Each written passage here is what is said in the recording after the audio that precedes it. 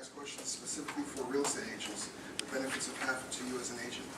So I'm not going to actually take any questions. I'm just going to briefly go through the details of HAFA, what I think some of the benefits are from our perspective. And this program is huge, Yes, so you gotta know about this. Okay. The cover page is an intro. It's pertinent facts. You can just go over that kind of quickly. I'm going to move extremely fast. But you've got the material there in front of you, and then if you have any questions afterwards or any time during the week or in the future, you can always come to me and ask, and I'll be happy to answer your questions or point you in the direction. Usually an online resource where you can find answers. HAFA in its current state. What is HAFA? It is the Home Affordable Foreclosures Alternative Program. It's the, like I was saying earlier, it's the catch basin for the HAMP failures. So if a person is already eligible or qualified for the HAMP program, if they failed their trial period or failed to qualify for the trial period, or if they ask for a short sale or deed in lieu, they have to be considered for HAFA and they're already automatically eligible for HAFA. HAFA in its current state is only applicable to conventional type, non-governmental service contracts, so those are the non-GSEs, mortgages, and even though Fannie Mae, interestingly enough, is administering the program, Fannie Mae and Freddie backed mortgages cannot apply for HAFA. So if the homeowner's loan is a federal backed mortgage or security, it's not applicable for HAFA, it's just for HAFA, it's just for the conventional loans. Details, very quickly. The primary benefit of HAFA is to incentivize the program, to incentivize, provide incentives, cash incentives for lenders and servicers participating in short sales to actually do them as opposed to foreclosure, as opposed to failed loan law or whatever. People are trying to get a lower principal, they're being offered lower payments instead, so they're paying a lower payment on the same principal. So loan modification, HAMP, is really not working. It's not addressing the issue. HAFA is made to finally address the issue, at least as we can say it, once again, from our perspective, to our benefit and that of our clients. It complements HAMP by providing viable alternatives to the HAMP eligible members.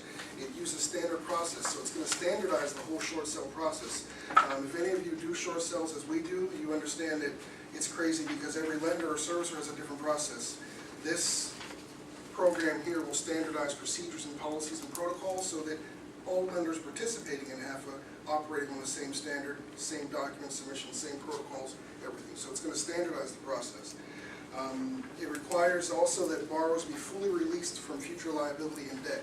And that's a huge, huge plus for a homeowner who's, okay, I've got to go through this short sale, I'm losing my house, I'm going to get 1099, and then 3 years later I'm going to get a letter in the mail saying they want their $400,000 or their $50 grand, the balance of the deficiency. That will end because this constitutes through HAFA, a short sale through HAFA, a release of that future liability. It also prohibits the, and I think I should get a rise out of the room here, prohibits the servicer from requiring as a condition of approving the short sale a reduction in the real estate commission. Woo-hoo! Everybody cheer. Okay, good. That's better. That was a common practice. If you start at 6%, they're negotiating you down to 6, down to 5, or if you were double ending the deal, they try to do 3 or 4% as a condition for approval. That's no longer applied. They did say in the seminar this morning that it will depend on the price of the home, but they will not go under 5%. Right. But they can go under 6% depending on the price of the home, but they will not go below 5%. And that's on a predetermined formula based on the lender's overall loss. The cash incentive portion of the HAFA program is the most important part from our perspective, again, because it allows the servicers and lenders involved in the process to have a reason to conduct a short sale, a reason to go short sale as opposed to some of the other less attractive alternatives. It gives them cash incentives. They're all spelled out for you in the document, but briefly you can get up to $3,000, as Keisha was talking about earlier. It's not cash for keys, but it's an incentive for the homeowner or the borrower to participate and participate cooperatively without trashing the house and other things like that. The servicers themselves can get $3,000 for participating in a short sale or allowing it. That's up to the investors who hold the notes. A lot of times it's private money investors. They can now get an incentive, an increased incentive to participate in a short sale. So if they're a first lien holder or investor behind a first mortgage, they now have the opportunity to recoup some of their funds if they allow for proceeds to be contributed toward junior lien release. They can get some of that money back up to $2,000, so it's an incentive for them to participate. A lot of times you'll find if you do short sales that the management at the bank or the servicer gives the approval, and then it passes upstairs to the investor for final approval, and the investor says no. Well, they have the ultimate final call. Well, this will hopefully help more of them make a call in the affirmative and allow the short sale to go through. Who is eligible for HAFA? Very quickly, once again, it's failed members of the HAMP program, failed trial period members, and so on. Anyone who's eligible for HAMP is automatically eligible for HAFA. And then the last thing you'll see here is that all they have to do is request it. They don't have to have any pre-qualification or criterion that they have to meet. If they ask for, if they're in HAMP and they ask for a short sale, they have to be considered for HAFA as a short sale. That's all they have to do. And you might want to note that and advise your clients to just ask for it, and it shall be granted. I thought that this morning in that seminar they said Freddie Mae and Fannie and Freddie. Fannie and Freddie are not participating. They're not. No. They're not. Non-governmental. They are administrator and they are the people that rolling this program out, but they have their own program. That's why they're not participating as well. And then that program that they have, they're not telling anybody yet. Yeah, so we don't know.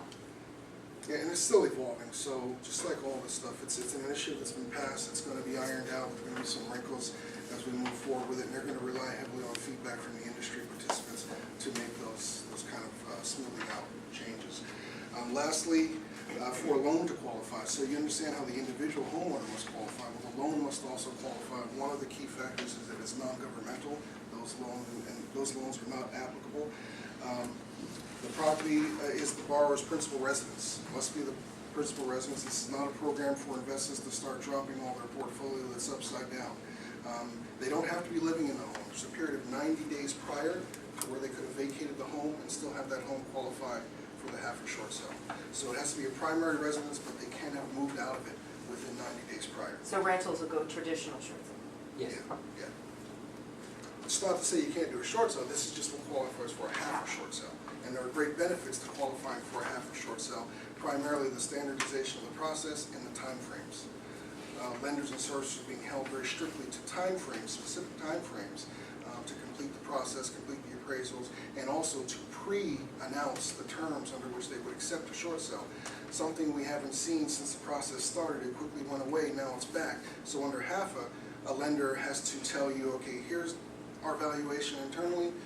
We will accept a short sale under this price value, so go get us a buyer, essentially. So you have that so there's no more, well, let's submit the offer and see what they say. You know what they're going to accept up front and within 10 days. 2 minutes. 2 minutes. There's other things like maximum dollar amount of about $730,000 on the balance, and you don't have to be delinquent, but delinquency must be foreseeable, meaning that it's got to be kind of the writings on the wall that this person's going to be in default shortly. So to conclude, within the next minute, I got some good information in doing this and preparing for this. This is a government program. Nobody can know everything about a government program. I don't think the people who write them know everything about them. So it's a learning process and there's a curve involved. But there are several good things for us as agents and real estate professionals, and that is that a HAFA short sale must involve a licensed realtor. Unacceptable otherwise. It has to be listed. The home has to be listed with a licensed real estate professional. That's good. Yay! As David said earlier and alluded to, this is all about positioning. If you position yourself or can begin to position yourself now to be a short sale expert, a CDPE or what have you, then you're going to benefit greatly, not only from the coming curve or wave, but from this program specifically, because the industry is pointing everything to do short sale, and they're pointing toward realtors who are qualified to handle short sales on behalf of their clients. I think I closed the first short sale in this company about 3 years ago, the first several actually, before it was popular, and I can probably attest therefore more so than mostly anybody to the evolution of the process. This is a continually evolving process, and it's still not over. So I want to say that as I get into this and I learn more and more about it, I am more excited about HAFA than I have been about any other evolution or change in the short sale process over the last 3 or 4 years. I think this is the real deal.